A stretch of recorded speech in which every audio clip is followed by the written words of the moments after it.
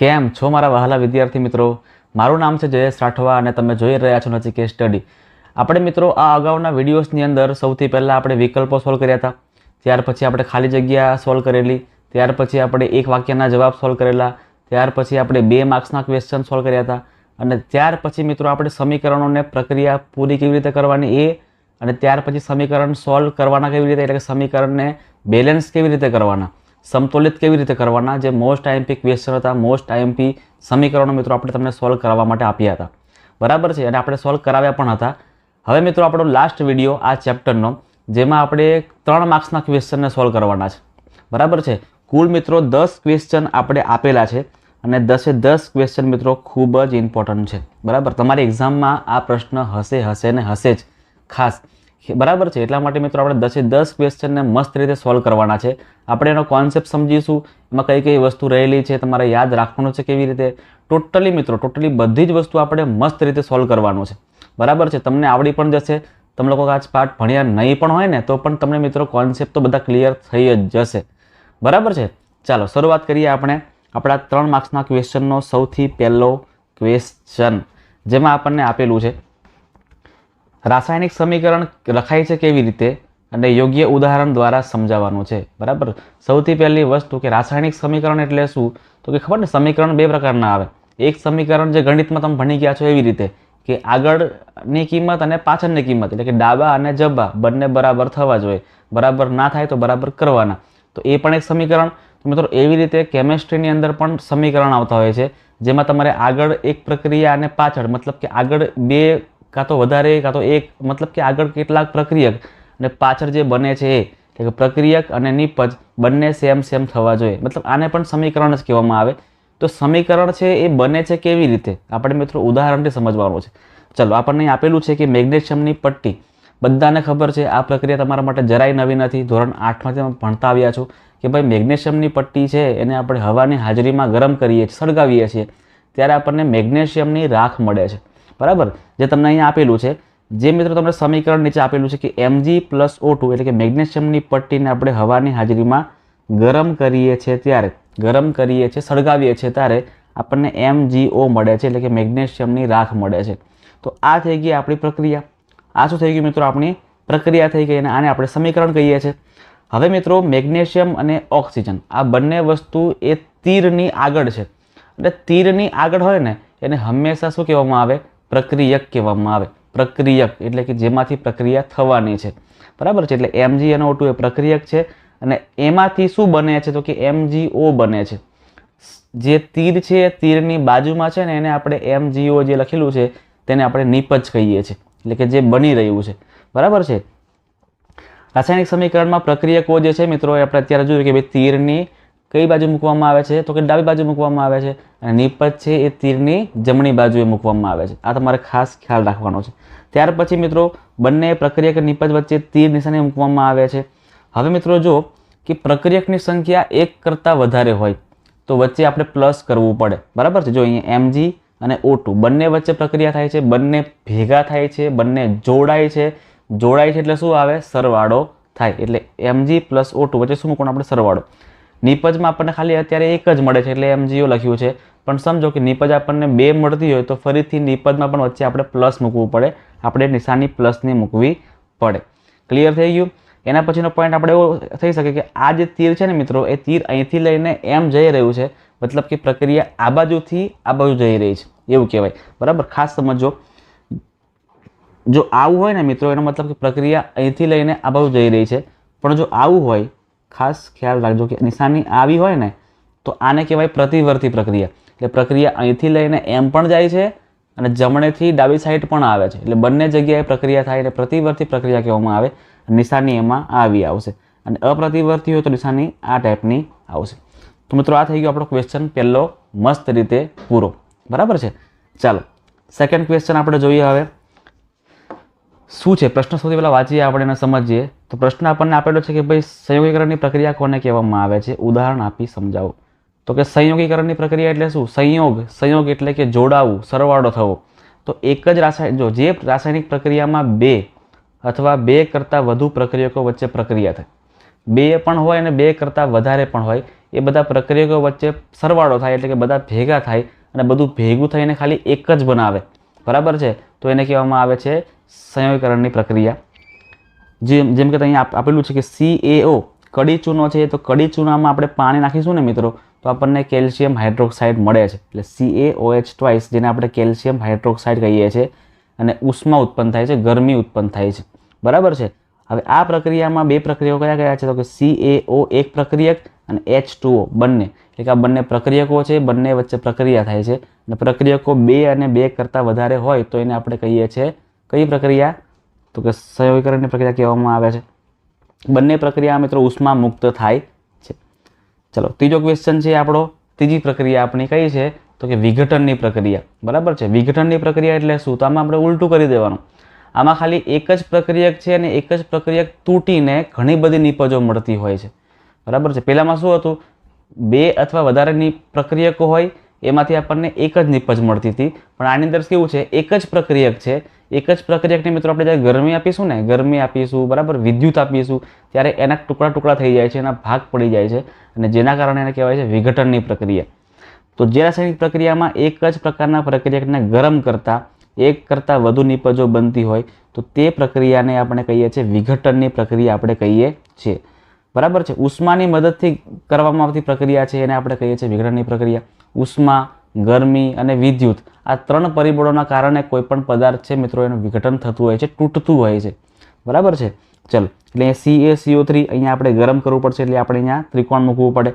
તો CaCO3 છે calcium કાર્બોનેટનો પથ્થર છે, એને આપણે ગરમ કરીશું ને તો આપણને CaO અને કાર્બન ડાયોક્સાઇડ વાયુ આપણને મળશે, એટલે કે એક જ પ્રક્રિયકમાંથી ઘણી બધી નિપજ મળે છે, 2 અથવા 2 કરતાં વધારે નિપજ મળે છે. એવી રીતે ફેરસ સલ્ફેટ છે, તો ફેરસ સલ્ફેટને ગરમ કરીશ ત્યારે Fe2O3, SO2 અને SO3 આપણને મળે છે. ફેરિક ઓક્સાઇડ કહેવાય આને, સલ્ફર ડાયોક્સાઇડ કહેવાય. 2 એટલે શું કહેવાય, ડાયોક્સાઇડ, અને 3 એટલે ટ્રાયોક્સાઇડ, બરાબર છે. તો આ એક જ પ્રક્રિયકમાંથી ઘણી બધી નિપજો મળે છે, એટલે આને પણ કહેવાય વિઘટનની પ્રક્રિયા. એવી રીતે PbNO3 ટ્વાઇસ, PbNO3 ટ્વાઇસને શું કહેવાય ખબર છે, તો Pb ને કહેવાય છે લેડ અને NO3 ને કહેવાય છે નાઇટ્રેટ, એટલે કે લેડ નાઇટ્રેટને આપણે જ્યારે ગરમ કરીશું મિત્રો ત્યારે આપણને 2PbO મળશે, એટલે કે લેડ ઓક્સાઇડ મળે. NO2 એટલે કે નાઇટ્રોજન ડાયોક્સાઇડ મળે, બરાબર છે, અને ઓક્સિજન આપણને મળે છે. એક જ પ્રક્રિયક એમાંથી ઘણા બધા ભાગ પડે છે, એટલે કે આને વિઘટનની પ્રક્રિયા કહેવામાં આવે છે ને મિત્રો. કેટલું સિમ્પલ છે, બરાબર, જરાય અઘરું છે નહીં, તમારે ખાલી કોન્સેપ્ટ સમજવાનો છે. એક વસ્તુ ખાસ યાદ રાખજો મિત્રો, ક્યારેય ગોખતા નહીં આ બધી વસ્તુ, બરાબર છે. ખાલી સમજીને કરજો કે ભાઈ પ્રક્રિયામાં શું કહેવા માંગે છે, એ પ્રમાણે આપણે ખાલી એને યાદ કરવાનો છે. આ સમીકરણ પણ છે મિત્રો, તમારે ગોખવાની કોઈ જરૂર છે જ નહીં, બરાબર છે. તમે જ્યારે પ્રક્રિયાને પૂરી કરશો અને પ્રક્રિયા તમે સંતુલિત કરશો, તમે જ્યારે એ જે સમીકરણોની પ્રેક્ટિસ કરતા હશો ને એમાં મિત્રો તમને આ બધા સમીકરણ તમને જોવા મળતા હશે, અને તમે ઇઝીલી એના પરથી તમે આ પરથી શીખી જશો.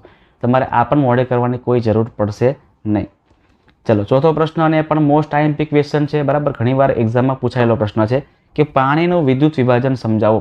પાણીનું વિદ્યુત વિભાજન મિત્રો એક પ્રકારની વિઘટનની પ્રક્રિયા છે, કારણ કે પાણીમાંથી આપણે પાણીને વિદ્યુત આપીશું ને તો એમાંથી 2 ભાગ પડશે, એક તો ઓક્સિજન અને એક હાઇડ્રોજન. તો આ ઓક્સિજન અને હાઇડ્રોજનને અલગ અલગ કરવાની જે પ્રક્રિયા છે ને મિત્રો એને આપણે કહીએ છીએ પાણીનું વિદ્યુત વિભાજન, બરાબર છે. H2O નું ઇલેક્ટ્રોલિસિસ કહેવામાં આવે. તો શું કરવું પડે, સૌથી પહેલાં તમે મિત્રો આકૃતિમાં પણ જોઈ શકો છો એવી રીતે કે બીકર છે, બીકરમાં નીચે 2 છિદ્ર પાડ્યા છે, જો એ છે ને છિદ્રમાંથી આ બંને આ જગ્યાએ જે આ અને આ જે છે, આ અને આ જે છે ને મિત્રો એને આપણે શું કહીએ છીએ, તો મિત્રો એને આપણે વિદ્યુત ધ્રુવ કહીએ છીએ, યાદ રાખજો. આને આપણે વિદ્યુત ધ્રુવો કહીએ છીએ. આ વિદ્યુત ધ્રુવો શાના બનેલા હોય છે, તો મિત્રો વિદ્યુત ધ્રુવો છે એ ગ્રેફાઇટના બનેલા હોઈ શકે છે, ગ્રેફાઇટના બનેલા હોય છે.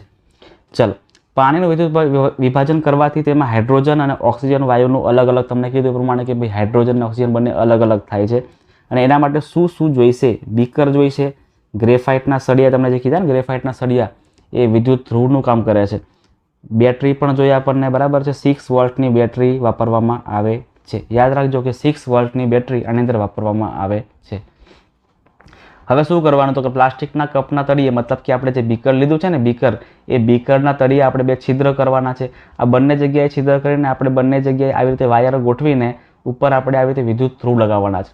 વિદ્યુત ધ્રુવ કોના બનેલા છે, તો ખાસ ગ્રેફાઇટના બનેલા છે, બરાબર છે। હવે એના ઉપર આપણે કસ નળી પણ ઊંધી રાખવાની છે। તમે જોઈ શકો છો કે બંને કસ નળી છે આપણે ઊંધી મૂકેલી છે। આપણે શા માટે કસ નળી મૂકેલી છે? કારણ કે આપણને જે વાયુ છે ને આપણને વાયુ ઇઝીલી અલગ અલગ મળી શકે એટલા માટે આપણે કસ નળીને ઊંધી મૂકેલી છે। હવે શું કરશું આપણે? તો કે પાણીની અંદર હવે મંદ સલ્ફ્યુરિક એસિડના પણ ટીપા નાખવાના છે। હવે ઘણા બધા કહેશે કે સર આવું કરવાની કેમ જરૂર પડે આપણને, બરાબર છે? પાણીમાં કેમ આપણે HCl નાખવું જોઈએ ખાસ? તો ખાસ સમજો મિત્રો કે HCl છે ને, HCl પાણીમાં આપણે HCl નાખશું એટલે H+ અને Cl- આયન બનશે। પાણીમાં જેટલા વધારે આયન હોય ને એટલું પાણીમાં ઇઝીલી ઇલેક્ટ્રિકનું વહન થઈ શકે, એટલું વિદ્યુતનું વહન થઈ શકે। અને જેટલું પાણીમાં વિદ્યુતનું વહન થઈ શકશે ને એટલા વધારે પ્રમાણમાં આપણને ઓક્સિજન અને હાઇડ્રોજન મળી રહેશે। ક્લિયર છે? એટલા માટે આપણે મિત્રો HCl નાખીએ છીએ। એકચ્યુઅલમાં HClનું કામ ખબર શું છે? તો HClનું કામ છે ને મિત્રો એ પ્રક્રિયાને આગળ વધારવાનું છે। પ્રક્રિયામાં જો આપણે નહીં નાખીએ HCl તો પણ ચાલશે, કોઈ વાંધો આવશે નહીં, પણ વધારે નિપજ મેળવવા માટે આપણે જે નાખીએ છીએ એને મિત્રો આપણે કહીએ છીએ ઉદ્દીપક। યાદ રાખજો, બરાબર છે? તમારે આગળ ભણવાનું આવશે પણ ખરું કે ઉદ્દીપક કોને કહેવામાં આવે? તો ઉદ્દીપક એટલે પ્રક્રિયાને વધારે અને પ્રક્રિયાને આગળ વધારે, બરાબર છે? પ્રક્રિયાની સ્પીડ વધારે, બરાબર? એટલા માટે આપણે ઉદ્દીપક નાખીએ છીએ સલ્ફ્યુરિક એસિડ। હવે વિદ્યુત ધ્રુવોને છે મિત્રો એને આપણે 6 વોલ્ટની બેટરીથી જોડી દેવાનો છે। અહીંયા આપણે બાર જે છે અહીંયા 6 વોલ્ટની બેટરી જોડેલી છે અને પછી આપણે ચાલુ કરી દેવાનું છે। ચાલુ કરશું આપણે કનેક્શન એટલે ઓટોમેટિકલી મિત્રો આપણને પરપોટા જોવા મળશે। કઈ કઈ જગ્યાએ? તો બંને જગ્યાએ જોવા મળે। એક આ જગ્યા છે ને આને આપણે ધન ધ્રુવ કહીએ છીએ એટલે પ્લસ, અને આ જે છે એને આપણે માઇનસ કહીએ છીએ।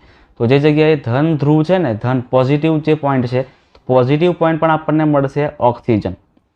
હવે યાદ રાખશો તમે કેવી રીતે કે પોઝિટિવ પોઈન્ટમાં ઓક્સિજન મળશે અને કેથોડ પર આપણને?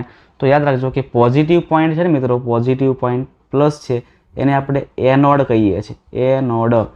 નેગેટિવ પોઈન્ટને આપણે કેથોડ કહીએ છીએ। હવે એનોડમાં અ આવે છે તો ઓક્સિજન પણ શું આવે છે? અ આવે છે, એટલે કે ઓક્સિજન એનોડ, એનોડ ઓક્સિજન। યાદ રહી ગયું ને? કેથોડમાં હાઇડ્રોજન મળશે આપણને। શું મળશે? કેથોડમાં હાઇડ્રોજન મળશે। તમારે આવી રીતે યાદ રાખવાનું છે કે ભાઈ એનોડની ઉપર એટલે કે પ્લસની ઉપર, ધન ધ્રુવની ઉપર આપણને ઓક્સિજન મળે છે અને ઋણ ધ્રુવની ઉપર આપણને હાઇડ્રોજન મળે છે। તો મિત્રો આવી રીતે આપણે હાઇડ્રોજન અને ઓક્સિજનનું અલગ અલગ કરી રહ્યા છીએ। આપણે અલગ અલગ એના ભાગ કર્યા અને આને આપણે વિઘટનની પ્રક્રિયા કહીએ છીએ, બરાબર છે? ચલો નેક્સ્ટ ક્વેશ્ચન। સિલ્વર ક્લોરાઇડનું સૂર્યપ્રકાશની હાજરીમાં વિઘટન આકૃતિ દોરીને સમજાવવાનું છે।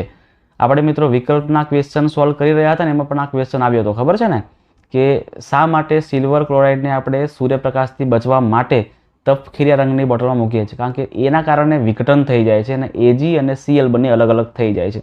તમને કદાચ ખબર પણ હશે, આપણે લખ્યું તો આવી રીતે આ રહ્યું જો કે AgCl છે મિત્રો, એમાં ગરમી મળશે, તાપમાન વધશે એટલે ગરમી વધશે અને ગરમીના કારણે, ઉષ્માના કારણે આ AgClના બે ભાગ પડશે, એક Ag, બીજો Cl, જેને આપણે કહીએ છીએ વિઘટનની પ્રક્રિયા। કારણ કે આમાં AgClનું વિઘટન થાય છે। વાંચીએ આપણે। એક બાષ્પ વાટકીમાં આશરે 2 ગ્રામ જેટલું સિલ્વર ક્લોરાઇડ આપણે લેવાનું છે। આનું અણુસૂત્ર શું છે? AgCl2 છે।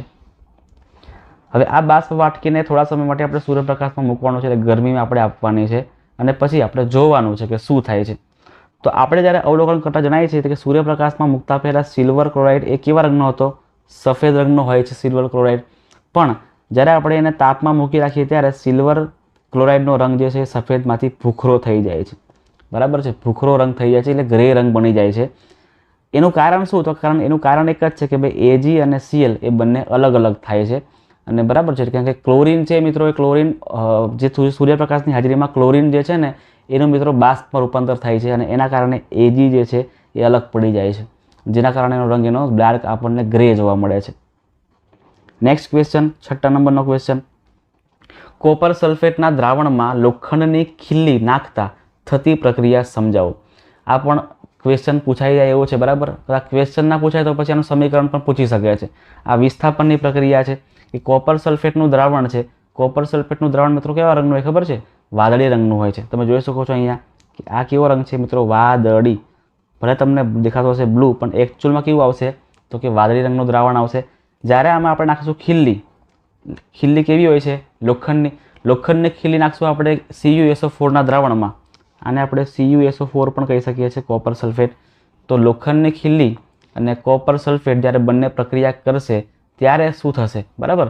તો ત્યારે મિત્રો આ જે રંગ છે ને એ વાદળીમાંથી કેવો બનશે? આછો લીલો બની જાય છે, આછો લીલો બની જાય છે. શા માટે આવું થાય છે? શા માટે આવું થાય છે તો તમે ખાસ સમજો અહીંયા કે આ લોખંડ અને CuSO4 આ બંને વચ્ચે પ્રક્રિયા થવાથી Fe છે ને Fe એ SO4 સાથે સંયોજાશે અને જે Cu છે Cu એ આખું અલગ થઈ જશે, બરાબર? એટલે કે FeSO4 બનશે અને Cu આખું અલગ થઈ જશે અને આ વિસ્થાપનની પ્રક્રિયા થવાના કારણે રંગમાં ફેરફાર થાય છે. યાદ રાખજો મિત્રો, આ પ્રવૃત્તિ કરતી વખતે તમારે ધ્યાન રાખવાનું ખબર શું છે? લોખંડની ખીલી એક કટાયેલી હોવી જોઈએ નહીં, બરાબર છે? બાકી તમારી પ્રક્રિયામાં તમને આવું નવું રિઝલ્ટ મળશે નહીં. લોખંડની ખીલી એકચુઅલ લોખંડની હોવી જોઈએ, એમાં કાટ હોવો જોઈએ નહીં. કારણ કે લોખંડની ખીલી એટલે કે લોખંડ અને કાટ એ બંને આપણે કહી શકીએ સેમ જ પદાર્થ છે, પણ બંને અલગ અલગ પદાર્થ છે. કારણ શું? તો કારણ એ કે એ લોખંડ છે એને સિમ્પલ આપણે Fe જ કહીએ છીએ, શુદ્ધ લોખંડ. પણ જે કાટ છે ને કાટ એમાં આપણને ઓક્સિજન પણ જોવા મળે એટલે કે Fe2O3 છે. એટલે આ બંને વસ્તુ અલગ અલગ છે. એટલા માટે ખાસ જ્યારે તમે આ પ્રક્રિયા કરી રહ્યા હો છો ત્યારે લોખંડની ખીલી કટાયેલી હોવા જોઈએ નહીં. નેક્સ્ટ ફરી એક ક્વેશ્ચન આવ્યો, વિસ્થાપનની પ્રક્રિયા. આપણે ઉપર અત્યારે જોયો ને ઉદાહરણ કાં તો પ્રયોગ, એ પ્રયોગ પરથી આપણને પ્રશ્ન નવો આવેલો છે કે વિસ્થાપનની પ્રક્રિયા કોને કહે?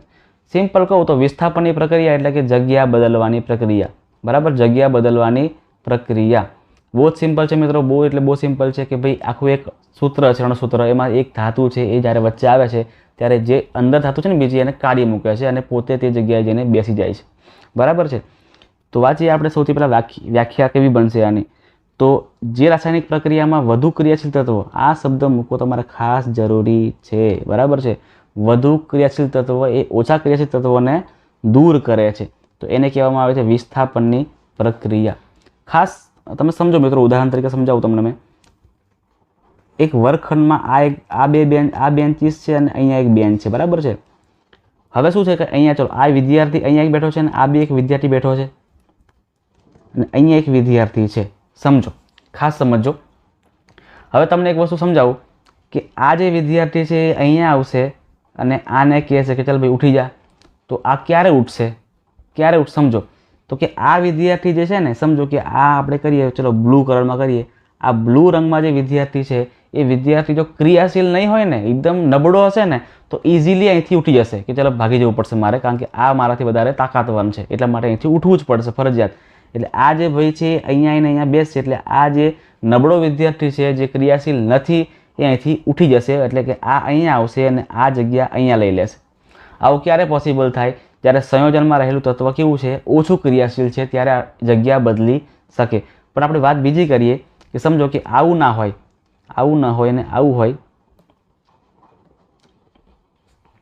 અહીંયા બેન્ચીસ, અહીંયા બેન્ચીસ, અહીંયા બે વિદ્યાર્થી બેઠા છે અને અહીંયા એક વિદ્યાર્થી બેઠો છે, પણ જે આ રેડમાં છે ને રેડમાં એ વિદ્યાર્થી કેવો છે તો કે નબળો છે. અને હવે ફરીથી આ વિદ્યાર્થી નબળો નહીં, આ વિદ્યાર્થી છે કેવો છે? હવે તાકાતવાન છે, બરાબર? આ વિદ્યાર્થી અહીંયા બેસવા જશે તો હવે આ ઉઠશે નહીં. કારણ શું? કારણ કે આ જે લાલમાં છે ને, આ લાલ એ વિદ્યાર્થી કેવું છે? વધારે ક્રિયાશીલ છે, એ આને અહીંયા આવવા દેશે નહીં અને પ્રક્રિયા થવા દેશે નહીં. તો મિત્રો આ તમારે ખાસ સમજવું જરૂરી છે અને ખાસ સમજજો પણ. ચલો આપણે હવે સમજીએ પ્રક્રિયા પરથી. Zn + 2AgNO3 એટલે કે AgNO3 અને Zn આ બંને વચ્ચે પ્રક્રિયા થાય છે ત્યારે આ Ag છે ને, Ag એની જગ્યા કોણ બદલશે? આ Zn બદલશે. એટલે આની જગ્યા પર આવશે Zn અને Ag નીકળશે બહાર, તો ZnNO2 બનશે અને 2Ag બનશે, બરાબર છે? આવું કેમ પોસિબલ થયું? કારણ કે Ag છે, સિલ્વર છે, એ ખૂબ જ ઓછું ક્રિયાશીલ છે અને Zn છે એ Ag કરતાં વધારે ક્રિયાશીલ છે, એટલા માટે ઇઝીલી આની જગ્યા એને બદલી શકશે. ત્યાર પછી બીજી પ્રક્રિયા Fe અને CuSO4, તો સેમ વસ્તુ કે અહીંયા ધાતુ Cu છે, ધાતુ Fe છે, તો Fe Cu ને હટાવી શકશે કારણ કે Cu કેવું છે મિત્રો? ઓછું ક્રિયાશીલ છે અને Fe છે એ વધારે ક્રિયાશીલ છે, બરાબર છે? એટલે આ Fe Cu નું જગ્યા ઇઝીલી બદલી શકશે. હવે તમે કહેશો કે સર તમે આવી રીતે કહી રહ્યા છો અમને કે ભાઈ ક્રિયાશીલ આ વધારે છે, આ ઓછું છે, પણ અમને ખબર કેવી રીતે પડે કે કયું તત્વ વધારે ક્રિયાશીલ છે, કયું ઓછું તત્વ ક્રિયાશીલ છે? તો મિત્રો તમને એના માટે જે શ્રેણી ખરી ને એ તમને ખબર હોવી જોઈએ, બરાબર? તમને જો શ્રેણી ખબર નથી તો ચિંતા ન કરો, આપણે તમને અત્યારે શીખવાડો. ચલો ફટાફટ એકવાર જગ્યા શોધી લઈએ આપણે. ચલો આ જગ્યામાં આપણે કરીએ કે શ્રેણીને યાદ રાખવાની કેવી રીતે. તો મિત્રો એના માટે એક સિમ્પલ ટ્રીક પણ છે, ટેકનિક પણ છે, તમારે યાદ રાખવાનું. ટેકનિક કઈ છે તો ખાસ એકવાર લખી દઈએ આપણે. તો કેટરીના ને કાર માંગી. શું કહું છું? કેટરીનાને કાર માંગી. કઈ કાર માંગી? તો અલ્ટો ઝેન ફેરારી. कैटरीना ने कार मांगी अल्टो ज़ेन फरारी. फिर भी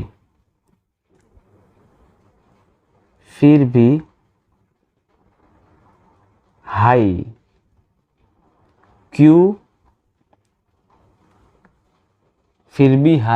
क्यों मिली सिल्वर प्लेटेड ऑडी. कैटरीना ने कार मांगी. कैटरीना ने कार मांगी.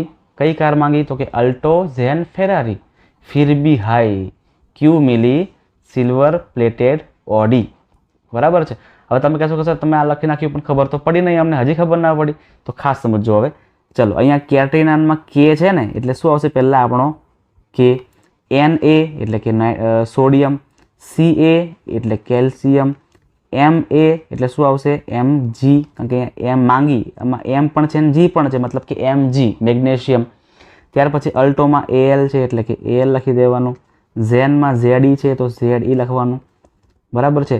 ફેરારીમાં Fe આવશે. અહીંયા Ze નહીં આવે, અહીંયા Zn આવશે. ઝિંક માટે Zn લખવાનું. ફિર બી, અહીંયા ફિર બીમાં P અને B છે ને એટલે Pb લેડ.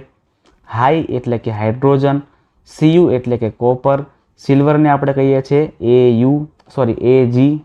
Ag. પ્લેટિનમ એને આપણે PT કહીએ છીએ અને ઓડી માટે આપણે એને OU કહીએ છીએ. છે ને? કેટલું સિમ્પલ છે. આપણને આ બધું યાદ રહી ગયું. બરાબર. હવે તમે જુઓ મિત્રો કે ઉપરથી નીચે આવીએ ને આપણે, તેમ તેમ સક્રિયતા શ્રેણીમાં ધીરે ધીરે ક્રિયાશીલતા ઘટતી જાય છે, એટલે ક્રિયાશીલતા ઓછી થઈ જાય છે. સોડિયમ એ સૌથી વધારે સક્રિય થતું છે. સોડિયમ પછી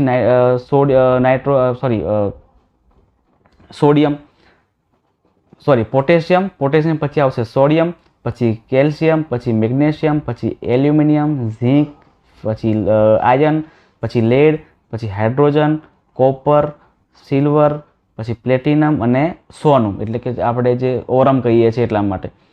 તો કે છે એ સૌથી વધુ સક્રિય થતું છે. કે પછી આવશે NS એનથી ઓછું, Ca એનથી પણ ઓછું, Mg એનથી ઓછું, એટલે ધીરે ધીરે ઘટતું જાય છે. સોનું છે ને મિત્રો એ સૌથી ઓછું સક્રિય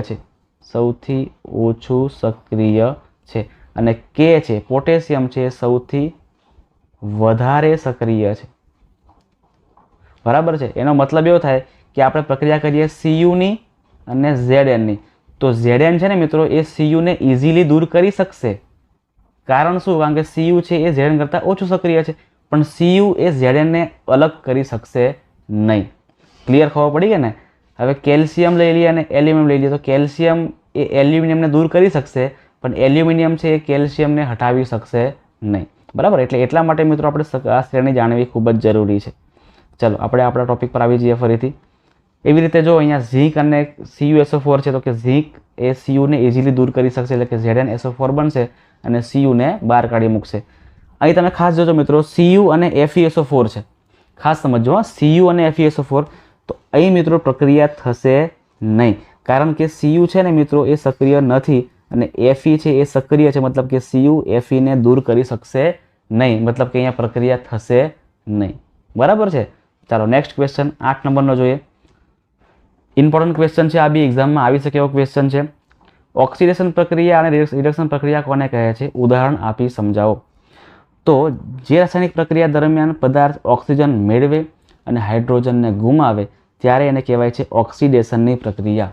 બરાબર. એકદમ સિમ્પલ યાદ રાખજો કે જે પ્રક્રિયાની અંદર પ્રક્રિયક જે છે એ ઓક્સિજન મેળવે અને હાઇડ્રોજનને ગુમાવે તો એને કહેવાય ઓક્સિડેશનની પ્રક્રિયા. અને એનાથી વિરુદ્ધ પ્રકારનું કહેવા જઈએ તો જે રાસાયણિક પ્રક્રિયાની અંદર પ્રક્રિયક છે એ હાઇડ્રોજન મેળવે છે અને ઓક્સિજનને ગુમાવે છે તો એને કહેવાય રિડક્શનની પ્રક્રિયા. તમે જો અહીંયા કાર્બન છે એ ઓક્સિજન મેળવે છે અને CO2 બનાવે છે. Mg છે ઓક્સિજન મેળવે છે અને MgO બનાવે છે. Cu ઓક્સિજન મેળવે અને CuO બનાવે છે. મતલબ કે બધી પ્રક્રિયામાં પ્રક્રિયક જે છે ને મિત્રો એ ઓક્સિજનને મેળવે છે એટલા માટે આ પ્રક્રિયાઓને કહેવામાં આવે ઓક્સિડેશનની પ્રક્રિયા. શું કહેવાય છે? ઓક્સિડેશનની પ્રક્રિયા. તો એવી રીતે અહીંયા તમે જુઓ કે CuO છે મિત્રો, શું કરે છે? જો હાઇડ્રોજન મેળવે છે, હાઇડ્રોજન મેળવે છે ને એટલે CuOમાંથી ડાયરેક્ટ Cu બની જાય છે, બરાબર ને? એટલે CuOમાંથી Cu બને છે, મતલબ કે ઓક્સિજન દૂર પણ થાય છે, ઓક્સિજન મિત્રો દૂર પણ થાય છે અને હાઇડ્રોજન જે છે ઉમેરાય પણ છે. જ્યારે આવું થતું હોય ત્યારે આને કહેવાય રિડક્શનની પ્રક્રિયા. અહીંયા CO2 અને H2, તો આમાંથી CO2માંથી જો અહીંયા CO2માંથી CO બને છે, મતલબ કે એક ઓક્સિજન દૂર થાય છે, એટલે ઓક્સિજન દૂર થાય છે અને હાઇડ્રોજન મેળવે છે. MgO પ્લસ H2 કરશું એટલે Mg પ્લસ H2O મળશે, એટલે કંઈ પણ Mg અને H2Oમાં MgOમાંથી Mg બને છે, મતલબ ઓક્સિજન દૂર થાય છે અને હાઇડ્રોજન ઉમેરાય છે, એટલે આને કહેવાય રિડક્શનની પ્રક્રિયા. સિમ્પલ છે, બરાબર છે? ચાલો નેક્સ્ટ ક્વેશ્ચન. રેડોક્સ પ્રક્રિયા સમજાવો. હવે મિત્રો જે પ્રક્રિયાની અંદર બંને થતું હોય, બરાબર, બંને એટલે ઓક્સિડેશન પણ થાય અને રિડક્શન પણ થતું હોય, તો આ બંને પ્રક્રિયાઓ એકમાં થતી હોય ને એને કહેવાય રેડોક્સ પ્રક્રિયા. જે પ્રક્રિયામાં એક જ પ્રક્રિયાનું ઓક્સિડેશન થતું હોય અને બીજા પ્રક્રિયાનું રિડક્શન થતું હોય તે પ્રક્રિયાને રેડોક્સ પ્રક્રિયા કહેવામાં આવે છે. ઉદાહરણ જોઈ લઈએ આપણે એટલે બધું ક્લિયરફાઈ થઈ જશે. CuO એટલે કે કોપર ઓક્સાઇડની પ્રક્રિયા કરીએ છીએ આપણે હાઇડ્રોજન સાથે, તો તમે જુઓ કે CuOમાંથી Cu થઈ ગયું, મતલબ કે ઓક્સિજન દૂર થયો. ઓક્સિજન દૂર થયો ને એટલે આને કહેવાય રિડક્શન. આને શું કહેવાય? રિડક્શન થયું કહેવાય. અને આની અંદર તમે જુઓ કે H2માં એક O ઉમેરાયો, H2માંથી H2O થઈ ગયો, એટલે ઓક્સિજન ઉમેરાયો, એટલે આને કહેવાય ઓક્સિડેશનની પ્રક્રિયા. ચલો નીચે બીજું ઉદાહરણ જુઓ. ZNO પ્લસ C, તો અહીંયા ZNOમાંથી Zn બની ગયું છે, મતલબ કે ઓક્સિજન દૂર થાય એટલે આને કહેવાય રિડક્શનની પ્રક્રિયા. રિડક્શનની પ્રક્રિયા. અને અહીંયા C એકલા હતા એમાં ઓક્સિજન ઉમેરાયો છે એટલે કે ઓક્સિડેશન થયું, ઓક્સિડેશન થયું. એવી રીતે MnO2 અને 4HClમાં MnO2માંથી MnO2 જે છે એ દૂર થઈ જાય છે, મતલબ કે આનું થયું રિડક્શન, રિડક્શન થયું. અને HClમાંથી H દૂર થઈ ગયો, H દૂર થયો તો પણ આને શું કહેવામાં આવે? ઓક્સિડેશનની પ્રક્રિયા, ઓક્સિડેશનની પ્રક્રિયા. એટલે મિત્રો ઉપરના પ્રક્રિયામાં CuO, ZnO અને MnO2 જે છે આ બધા જે છે મિત્રો, આ બધા જે આ અને આ, એનું શું થયું? એનું થઈ ગયું રિડક્શન.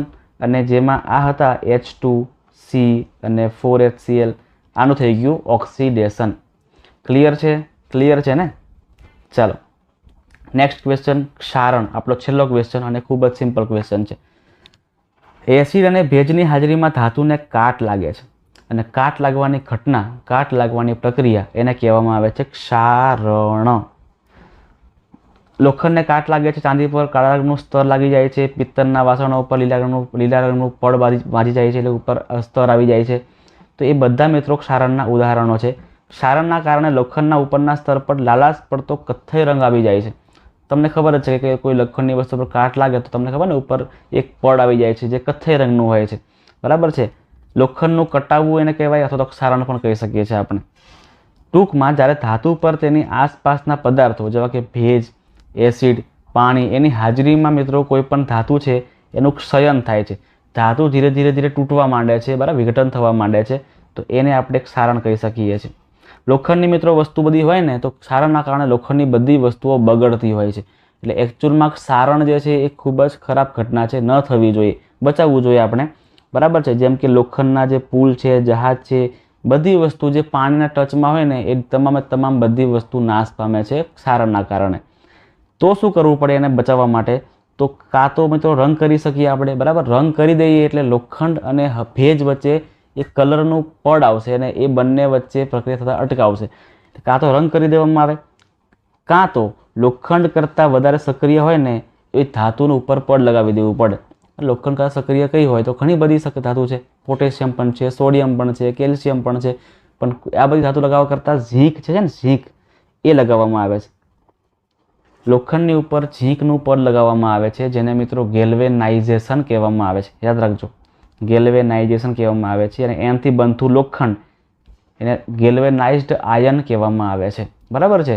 ખાસ યાદ રાખજો મિત્રો, ટૂંકમાં પૂછાઈ શકે એવો પ્રશ્ન પણ છે કે લોખંડ પર કઈ ધાતુનું પડ લગાવવામાં આવે છે? તો મિત્રો લોખંડ પર ઝીંકનું પડ લગાવવામાં આવે છે, જેના કારણે બનતું લોખંડ આયન, જેને આપણે ગેલ્વેનાઇઝ્ડ આયન કહીએ છીએ, અને પ્રક્રિયાને ગેલ્વેનાઇઝેશન કહેવામાં આવે છે. બરાબર છે મિત્રો. તો આપણો અહીંયા વિડીયો પૂરો થાય છે, આપણું ચેપ્ટર પણ પૂરું થાય છે મસ્ત રીતે. બરાબર, આપણે બધું જ પૂરું કરાવેલું છે, બધું એટલે બધું જ પૂરું કરાવેલું છે. આપણે ખાલી જગ્યાથી લઈને બધી જ વસ્તુ આપણે કરાવેલી છે. તમારે એક્ઝામમાં કામ લાગે મિત્રો એવી બધી વસ્તુ આપણે અહીંયા સોલ્વ કરેલી છે. તો ખાસ જોઈ લેજો, ખાસ જોઈને એક વાર લખી નાખજો, પ્રેક્ટિસ કરજો અને વાંચજો. તમામ ક્વેશ્ચન મિત્રો વાંચ્યા પહેલાં સમજજો અને ત્યાર પછી વાંચીને ત્યાર પછી તમે લખજો, તો તમને ઇઝીલી ખબર પડી જશે, તમને આવડી પણ જશે. બરાબર છે મિત્રો. આની વધારનું તમારે 12 પૂછાવાનું છે નહીં. આટલા પ્રશ્ન મોડે કરશો એટલે ઇનફ છે. તમારા બધા જ ક્વેશ્ચનના આન્સર તમને ઇઝીલી મળી જશે, તમે ખાલી આટલું સોલ્વ કરશો તો. હવે મિત્રો આપણે આની પછીના વિડીયોમાં જે નવું ચેપ્ટર છે ચાલુ કરીશું. બરાબર છે. તો ત્યાં સુધી તમે મિત્રો આ બધા વિડીયો ફરીથી એકવાર જોઈ લેજો. જો તમે વિડીયોમાં અને ચેનલ પર નવા આવ્યા હોય તો ખાસ ચેનલને સબસ્ક્રાઈબ પણ કરી નાખજો. તમારા મિત્રોને પણ શેર કરી દેજો, કારણ કે